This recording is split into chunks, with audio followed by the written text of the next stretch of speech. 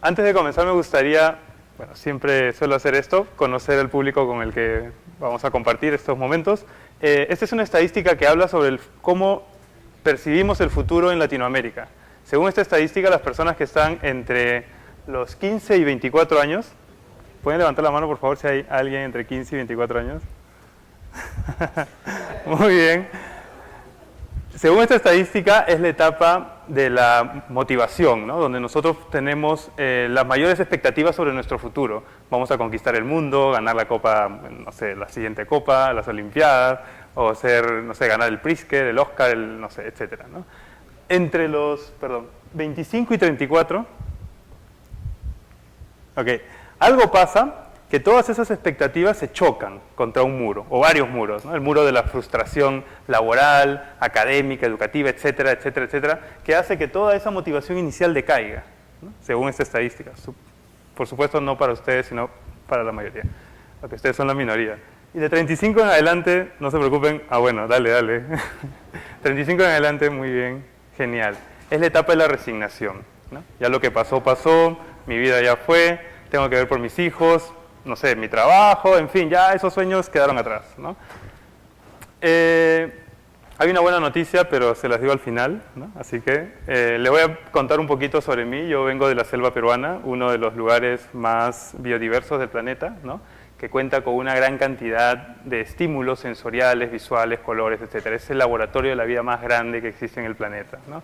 Pero a la vez es una de las zonas que conserva una tradición cultural muy grande que está en riesgo, ¿no? Un riesgo de extinción, no solamente natural, sino también cultural, ¿no? Por toda esta depredación que existe actualmente en la Amazonía, tanto por locales como por externos, ¿no?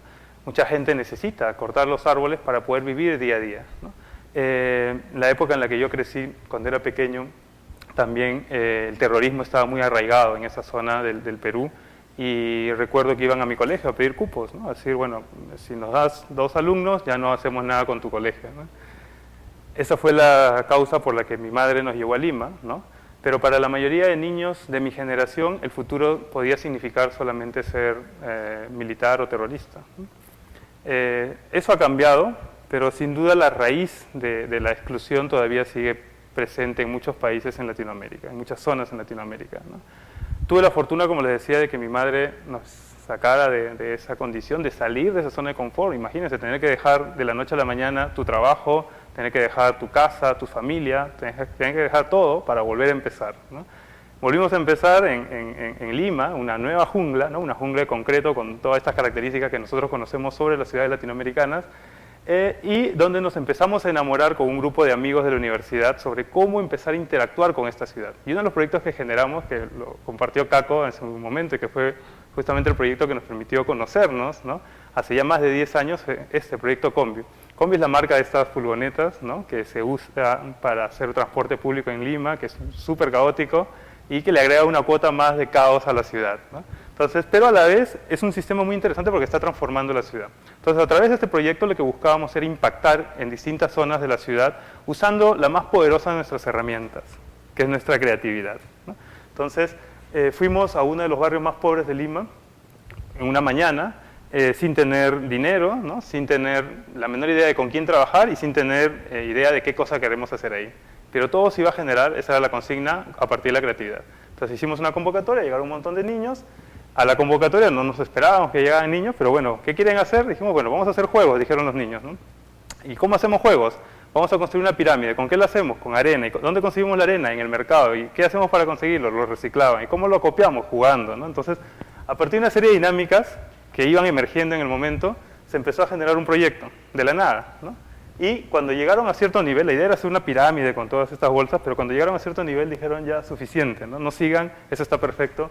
Y lo que pasa es que muchos de estos niños se dedican a hacer semáforos, ¿no? Estos malabares en distintas partes de la ciudad, y para ellos les venía muy bien esta plataforma porque les permitía practicar, ¿no?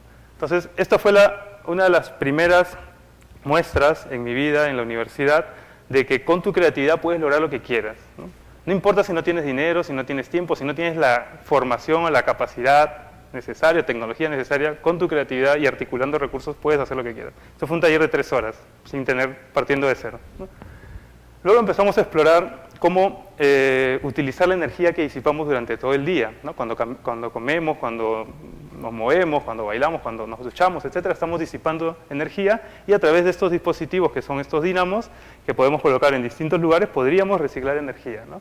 Yendo un paso más allá, gracias al maestro Paul Girón, que no le gusta que lo mencione, pero siempre tengo que darle los créditos, él propuso la idea de ir a las zonas más extremas donde podamos generar más energía, y una de esas zonas eran los telos, es decir, los hostales, donde tenemos alta concentración de personas y dinámicas que disipan mucha energía. Entonces, a partir de dínamos dentro de los colchones y con todas las actividades que se producen dentro de los hoteles, podríamos, por ejemplo, iluminar las fachadas de los edificios, ¿no? Entonces, bueno, todo estaba genial, pero se quedaba ahí en ideas, ¿no? Entonces, un momento en mi vida que tuve que decidir si seguir experimentando, explorando, pero sin dinero y más misio que antes, o empezar por el camino, o continuar por el camino que la familia y todo el mundo te sugiere, ¿no? O sea, busca un trabajo, en tu carro, tu casa, etcétera, ¿no?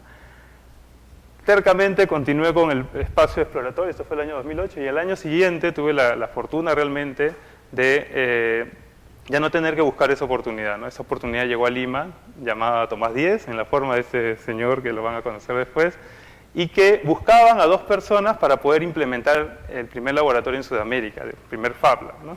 En Sudamérica. Y la verdad que para mí fue una de las mayores evidencias de que si tú realmente crees en tu sueño, en tu pasión, la vida no te va a dar lo que tú esperabas, ¿no? Te va a dar mucho más, ¿no? Y ese mucho más para mí es Fab Lab, ¿no? Una red, como ustedes saben, que está creciendo de una manera increíble, que busca realmente democratizar el acceso a tecnologías de innovación, que digamos, hace transversal el acceso a este tipo de herramientas. Como bien mencionó Fabio, ese fue un proyecto emblemático que nos permitió conocernos, que además el día de hoy es el cumpleaños de Fabio. Maestro, felicidades por su cumpleaños. Un aplauso, por favor, para el doctor. Bueno, señor. Fue un proyecto hermoso porque no solamente nos permitió conocer tecnología, sino gente, ¿no? Y es la gente con la que estamos moviendo los proyectos que ven ustedes hasta ahora, ¿no? Entonces, en este espacio tuve la oportunidad de llevar a la realidad esa idea de hacer un dispositivo que genere energía con el movimiento de las personas, que en Lima me tomaba como 6 meses en poder llegar a medio prototipo. Aquí en una semana hice 6 prototipos de este mueble que genera energía con el movimiento de las personas, ¿no? Y ese es un Fab Lab, es el puente más corto entre tu idea y la realidad, ¿no? Después regresé a Lima, ¿no? Regresamos con mi socio Víctor, ¿no? Y empezamos a trabajar para promover estas tecnologías en Latinoamérica especialmente, pero también en otras partes del mundo, ¿no? Como por ejemplo en África. Este año estuvimos implementando parte de la red de Fab Labs que se están haciendo en Sudáfrica, donde tuvimos la sorpresa de conocer a Ogumi, ¿no? Y Ogumi llegó al laboratorio así, oye, ¿qué pasa acá? No están en mi barrio, me están invadiendo, ¿qué están haciendo? Y para que vean la gran apertura y el gran sentido de democratización que tienen los Fab Labs, bueno, se le permitió pasar, explorar, experimentar, y cuando le preguntamos qué quieres hacer, qué quieres para ti, ¿no? Este es un lugar donde tú puedes hacer tus ideas realidad, él dijo que era un carro, ¿no? Y empezó a jugar con los cartones y generó su propio carro. Luego empezamos con sus amigos y con su hermano, ¿no? A generar un taller, y en menos de 2 días él ya tenía su propio carro hecho en el Fab Lab, ¿no? Bueno. En Latinoamérica, la red está creciendo de una manera increíble gracias a gente tan apasionada como Robert, ¿no? Bueno, como todos los que hemos visto ahora, y como mucha más gente que ustedes van a ir conociendo en el camino. Es una red abierta, están todos ustedes invitados. Esta es solo una pequeña porción de lo que es la red latinoamericana, eso fue en el congreso de este año. Y lo más interesante es que es una red que se empieza a tejer, no son solo nodos que están por ahí sueltos, es una red que se teje a partir de la pasión de cada uno de sus miembros, ¿no? Todos estos acá están las ciudades, los países, perdón, pero lo que están acá es el corazón, ¿no? Es lo que a cada uno le apasiona hacer, y eso lo plantea como, oye, hagamos esto de manera conjunta. Y de ahí empiezan a nacer proyectos hermosos, como lo que mencionó Robert, por ejemplo, el de Emosilla, ¿no? Que era un proyecto que se hacía antes solo en Argentina, pero que gracias a la red Fab se pudo escalar a todo el continente y más allá, y que en un tiempo récord, en menos de 6 meses, ¿no? Logra impactar en tantos niños, y que fue lo que les permitió además ser uno de los ganadores, ser el ganador del primer premio del Fab Award de este año, ¿no? Que es, como mencionaron, el Oscar de los Fab Labs, ¿no? Es una historia hermosa porque detrás hay 2 personas, o 3 en realidad, que son los que coordinan la red de Kids en Latinoamérica, que creyeron en el proyecto sin tener evidencias al inicio de que esto podía llegar a algún lugar, ¿no? Pero apasionados por el tema lo llevaron adelante y empiezan a recoger esos frutos. Y más gente se va sumando en el camino, como por ejemplo el maestro Hincapié, ¿no? Que desarrolla una aplicación y que Google lo reconoce o lo certifica para todo el mundo, ¿no? Entonces esa es la magia de poder colaborar, de poder sumarse, de poder integrar esfuerzos. Rápidamente les cuento otro de los grandes proyectos dentro de la red que ha tenido un impacto global, ¿no? Es este tema de la cultura, ¿no? Otro de los grandes temas en Latinoamérica es nuestra cultura, cómo la fabricación digital puede empoderar realmente a los temas, a las artesanías, a los procesos previos a estas tecnologías, sin significar necesariamente una amenaza, ¿no? Todo lo contrario. Entonces, este es un proyecto realizado por Walter González que revoluciona el telar, genera el Fab Loom, ¿no? Y con una serie de ventajas, ¿no? Muy rápidamente, el telar tradicional, por ejemplo, tiene más materiales que el telar Fab, toma como una semana en fabricarse, el otro telar tú lo fabricas en 2 horas y es más barato. Cuando los artesanos ven eso, realmente encuentran ventajas en el uso de las tecnologías, ¿no? Y bueno, recientemente ha viajado por todo el mundo, él con su proyecto, ¿no? O el proyecto solo, pero ha paseado por el mundo un proyecto tan que uno nos sorprenderíamos al verlo y decir, oye, ¿por qué algo tan simple tiene tanto impacto? Y lo que Walter nos dice es justamente eso, ¿no? La gente o el mundo está esperando por proyectos inéditos, ¿no? Y sin duda aquí en Costa Rica y en todo Centroamérica tenemos un gran potencial de generar proyectos inéditos que impacten en el mundo, ¿no? El año pasado él ganó el primer lugar de la Bienal Iberoamericana de Diseño, ¿no? Fue a Madrid a dar un taller a toda Europa sobre los looms, etc. Y bueno, finalmente quería compartirles sobre este proyecto del Fab Flotante, que nació ya hace más de 3 años en realidad, y cuando nació era una cosa así, eran como pozos de agua que aparentemente no tenían un sentido, una orientación definida, pero ahí es donde viene nuevamente el poder de creer en lo que te apasiona, ¿no? Aunque no había evidencia, aunque no había fondos, no había recursos, no había, digamos, una claridad de hacia dónde ir, pero sí había un sentido de que eso es lo que me interesa hacer, aunque en este momento no sea rentable, no tenga un modelo de negocio definido, no tenga los recursos, no tenga ni el equipo, ¿no? Pero esto tiene sentido y es lo que me apasiona y es lo que quiero invertir en mi vida. Y con el tiempo se empezó a convertir en ese gran río, ¿no? Entonces el proyecto Fab Flotante ha sido reconocido este año por la ONU como uno de los proyectos de cerca de casi 1000 aplicaciones, ¿no? Uno de los 14 proyectos que van a impactar en el futuro de la sostenibilidad del planeta, ¿no? Y donde hemos podido estar, bueno, hace un mes exactamente, ¿no? Junto con María, el profesor Gershenfeld y, bueno, y todo un equipo de gente que apoya el proyecto. Y lo que busca el proyecto es integrar fabricación digital con biodiversidad, multiculturalidad, ¿no? Generando una plataforma, una red en realidad de laboratorios orientadas a la conservación de especies naturales, a la conservación cultural, al desarrollo de las capacidades nativas, ¿no? Al desarrollo de biotecnología, etc. Es decir, la fusión de Amazonía con el planeta, ¿no? Y donde podamos incubar la manufactura del futuro, ¿no? Una manufactura que nos hable de una nueva versión, una nueva generación de Fab Labs, ¿no? Como lo que se está haciendo con los Green Fab Labs, por ejemplo, ¿no?